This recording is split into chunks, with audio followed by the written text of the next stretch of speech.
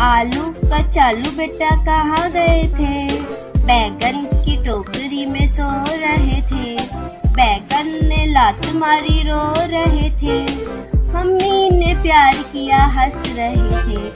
पापा ने पैसे दिए नाच रहे थे। भैया ने लड्डू दिए खा रहे थे। आलू कचालू बेटा कहाँ गए थे? गाजर की टोकरी में सो रहे थे। गाजर ने लात मारी रो रहे थे। मम्मी ने प्यार किया हंस रहे थे।